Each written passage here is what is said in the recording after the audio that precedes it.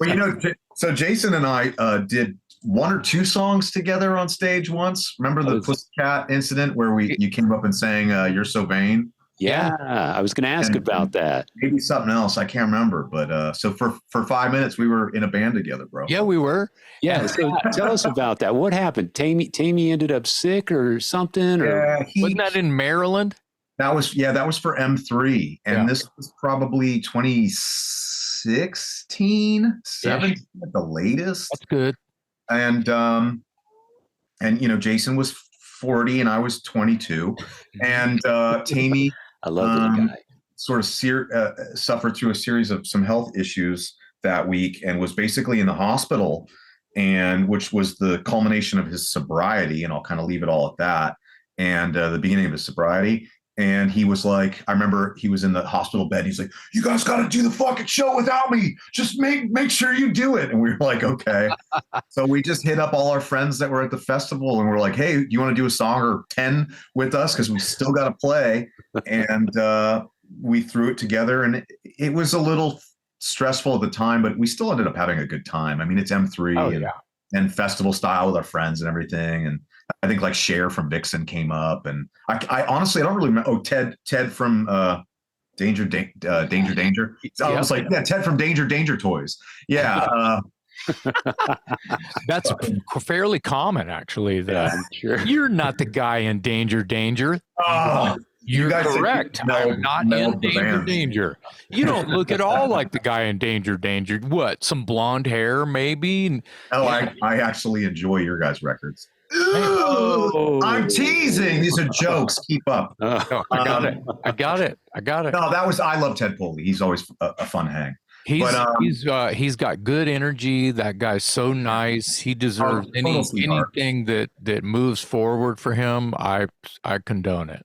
No, I'm just busting balls. No, I love Ted. He's a sweetheart. Yeah. And that record, the record's got like a detective or something on the cover. It's a fucking great album. Can't remember, but anyways, he's a rock and roll savior. Yeah, I would agree with that. Yeah, I would agree with that. So I was going to ask about that. I knew that Jason fronted Faster Pussycat for a couple songs at some festival. I just wasn't sure if you were in the band at that time. So definitely anything like that, like when Danny, the bass player, fell over and was. You're reading my notes, man. I've got that.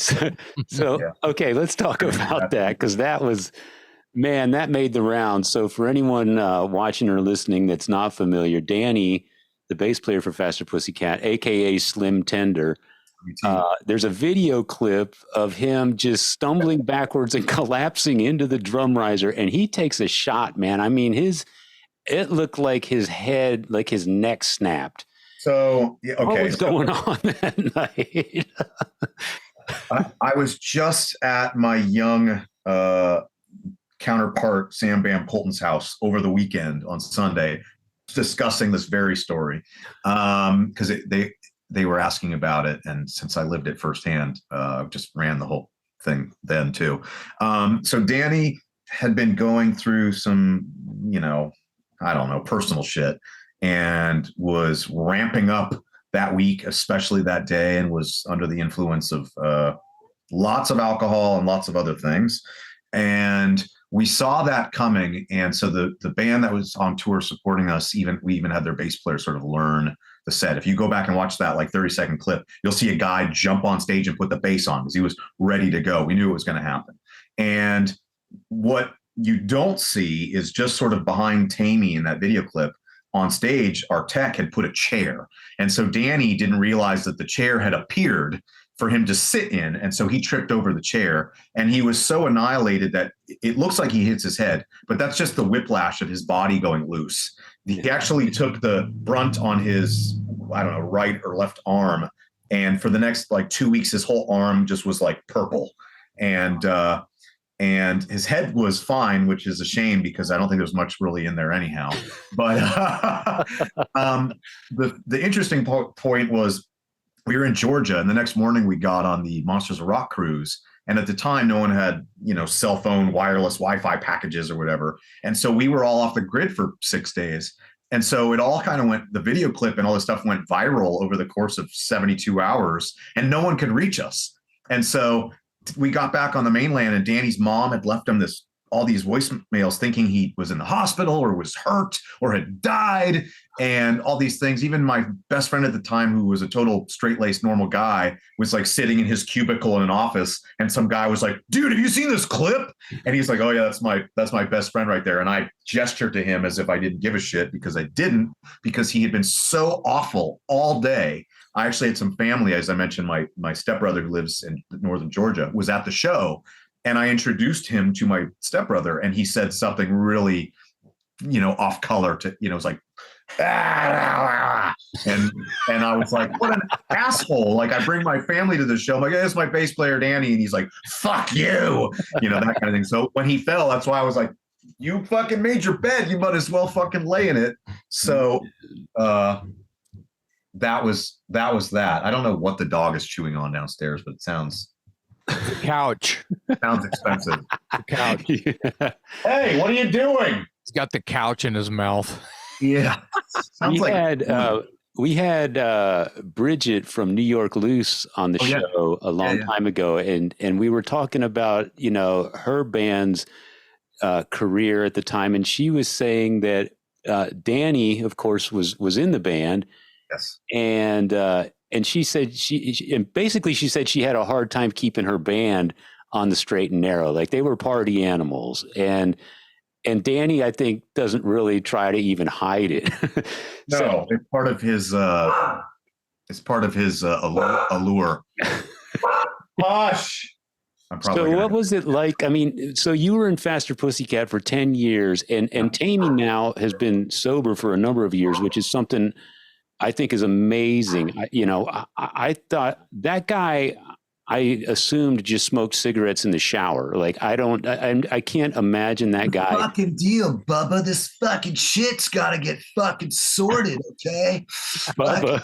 Bubba. Yeah. That's a Tammy thing, isn't it? Because he texted me one time and he called me Bubba, and I was like, "Is he referencing the fact that I'm from Texas, or is this just what he normally calls?" It's his term of endearment. Yeah. Calling you fucker. Like.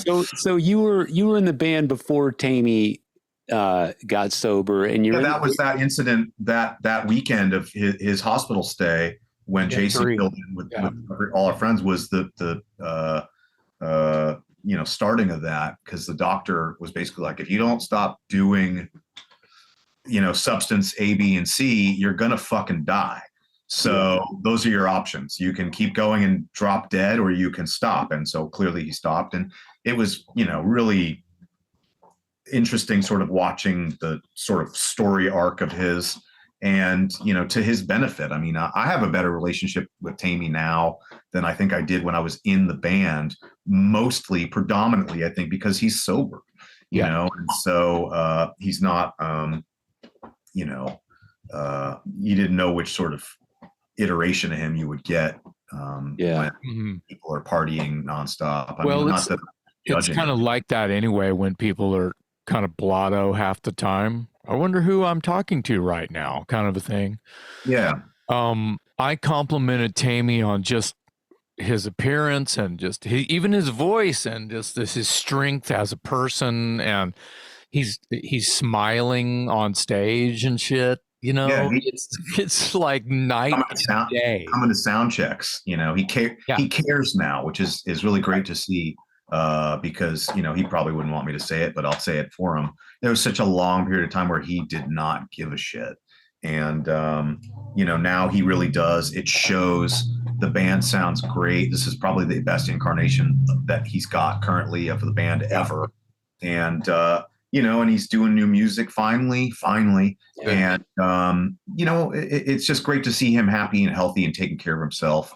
And like I said, I have a better relationship with him now than I did, at least, maybe the first couple years I was in the band. It was very like, I didn't know what I was going to get that day. And so now he'll call, and I'm like, what's up, fucker? And he's like, hey, Bubba, fucking just want to tell you I miss you, fucker. So that's it's sweet. like, I've always thought he was sweet. He's one of my heroes. I've make no bones about it. Tammy's he's one of my favorite rock singers. Real deal. One of my favorite rock and roll characters. Just the real deal.